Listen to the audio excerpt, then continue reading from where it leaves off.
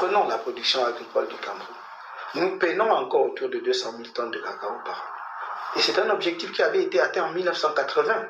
Parce que le troisième plan quinquennal sous M. Amadou Ahidjo avait fixé pour objectif atteindre 200 000 tonnes en 1980 et on les avait atteints.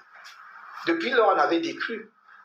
Ce n'est que depuis 2012-2013 qu'on avoisine après 180 000 tonnes, à peu près 200 000 tonnes. Et vous savez, la Côte d'Ivoire, qui a été plongée pendant une crise politique et même sécuritaire sévère pendant 10 ans, qui était devant nous, certes à l'époque, mais pas de très loin, fait 1 500 000 tonnes. Le Ghana, 750 000 tonnes. Nous étions troisième producteur à l'époque. Le Nigeria, qui avait abandonné ses plantations au profit du pétrole et qui a ranimé ses plantations, fait 500 000 tonnes. Le Vietnam, qui ne produisait pas du tout de cacao, avant 1980, fait 400 000 tonnes. Donc il y a un problème. Le problème de l'organisation de l'agriculture, c'est le problème de faire de l'agriculture au lieu de faire des discours sur l'agriculture. C'est le problème de dire qu'il faut mettre en place le dispositif à la fois foncier et, j'allais dire, en termes d'intrants agricoles, et surtout de semences et de plants qu'il faut, et mettre en place les incitations. Nous n'inventons rien. Pourquoi les Ivoiriens arrivent-ils à faire 1,5 million de tonnes? C'est parce qu'effectivement, on a réglé le problème foncier où les gens peuvent avoir des parcelles, à côté des petites parcelles, des plantations familiales, de grandes plantations, où vous avez des planteurs ivoiriens, pas nécessairement étrangers, qui font 100 000 hectares, 50 000 hectares, 20 000 hectares. Et donc, ils peuvent booster la production. Tout le monde sait aujourd'hui, ils viennent, eux, les Ivoiriens, de mettre en place une semence qui fait disons, où le cacao commence à produire au bout de 2 ans, sinon moins. Et ces plans existent. Et les Brésiliens, me semble-t-il, les avaient devancés dans cette voie depuis longtemps. Donc, c'est de faire l'agriculture au lieu de faire le discours sur l'agriculture. On nous parle de l'agriculture de première, de deuxième génération. Comme j'ai l'habitude de dire, laissons les générations et faisons l'agriculture. Ça, c'était, chers frères et sœurs, en 2012. Le professeur Moskamto venait d'entrer dans l'arène politique. Vous savez déjà qu'il a proposé en 2018 que dans son programme de gouvernance, que le Cameroun aura un sémencier national. Et il va mettre à disposition des agriculteurs des semences pour pouvoir booster leur production. Donc, il faut que ça soit bien clair. Et avec les grandes réformes foncières, les agriculteurs auront finalement la possibilité d'augmenter la surface de leur parcelle cultivable. Et c'est ainsi que, chers frères, vous allez voir que le Cameroun non seulement aura l'autonomie alimentaire, mais nous allons pouvoir aussi exporter nos produits agricoles. Et je vous fais écouter là, en 2018, les grandes réformes foncières du professeur Moskamto, ce qu'il propose au peuple camerounais. Et vous voyez que tout cela est aussi lié à l'agriculture, mais aussi lié aux problèmes qui peuvent naître, parce que certains disent que il faut faire les réformes foncières pour aussi favoriser le vivre ensemble dans notre pays, pour que certaines personnes ne se sentent pas lésées. Je vous fais écouter. L'influence a un impact sur la balance de paiement. Ouais. Dès lors que vous diminuez le déficit, cette année, nous avons importé pour 184 milliards de riz. 184 milliards, enfin 2017, pour 184 milliards de riz. Moi, je voudrais, parce que nos besoins nationaux, c'est à 300 000 tonnes. Pour l'instant, nous produisons 100 000 tonnes. Je voudrais, à la fin du mandat, être à 300 voire à 500 000 tonnes de production de riz. Pourquoi? En aménageant les parcelles, nous avons la chance d'avoir un pays exceptionnel sur le plan climatologique, où l'on peut produire justement cette denrée que les Camerounais qui est très prisée des Camerounais, pratiquement dans toutes les régions agroécologiques du pays. Il y a des régions où vous pouvez même produire 2 récoltes par an, sans parler des régions où on peut faire de l'irrigation. Donc, en aménageant les parcelles, et en les mettant à la disposition des producteurs, des cultivateurs, mais également avec la semence améliorée, vous résorbez votre déficit en 1 ou 2 ans. Des pays comme le Sénégal et le Mali ont réussi à le faire, il n'y a pas de raison que le Cameroun ne fait pas. Donc rien que sur l'importation du riz, je peux baisser de moitié les importations pour ne pas dire qu'à terme, on peut réduire à 0 les importations de riz dans notre pays. Il se trouve que les importations sont extrêmement compétitives par rapport aux productions locales. Comment vous compensez? Je veux dire, pour le moment, on a effectivement du riz camerounais qui est produit, sauf qu'il est 10 à 15% plus cher que le riz importé. Il faut subventionner, et je ne crains pas de le dire ici. Je veux dire que le monde entier sache que je subventionnerai l'agriculture camerounaise. Toutes les agricultures, subventionner l'agriculture, notamment à travers les intrants, en rendant les intrants bien moins chers qu'au coût actuel. Et pour ne pas dire dans certains cas, si c'est possible, en mettant à disposition des agriculteurs. Parce qu'il s'agit justement de voir des équilibres au niveau macroéconomique. Il ne s'agit pas de voir qu'on subventionne, mais c'est de voir qu'est-ce qui en sort, qu'est-ce qu'il y a à la sortie. Donc si vous subventionnez pour réduire 184 milliards d'importations, alors que vous subventionnez à 50 milliards, c'est rien du tout, vous gagnez. Ouais.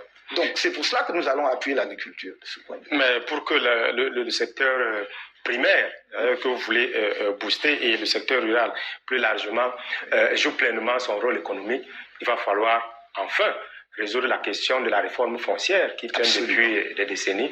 Et là encore, je n'ai pas eu de mesures pratiques avec les Camerounais. En tout cas, l'être humain et la terre, c'est une question centrale. Absolument. J'ai dit dans mon programme, et je le redis ici, que nous allons convoquer les assises nationales du foncier.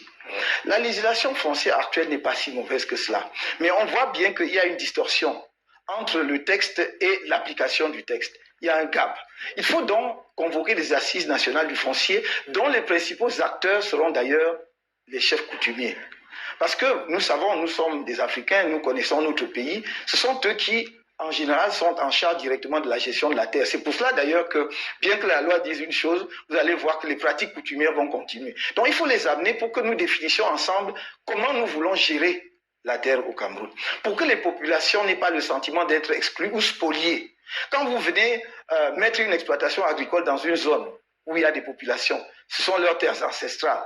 Elles ne sont pas impliquées. Elles ne savent pas d'où viennent les entreprises qui investissent, pour quelle durée. Elles ne sont impliquées à aucune phase. Il y a une méfiance. Et cela entraîne des soulèvements des populations que nous voyons. Mais si nous sortons avec une politique foncière qui implique les populations coutumières, même dans l'activité que l'on va créer, on peut parfaitement imaginer que si vous créez 1000 hectares de plantation quelque part, que les populations de la localité aient un actionnariat dans l'entreprise.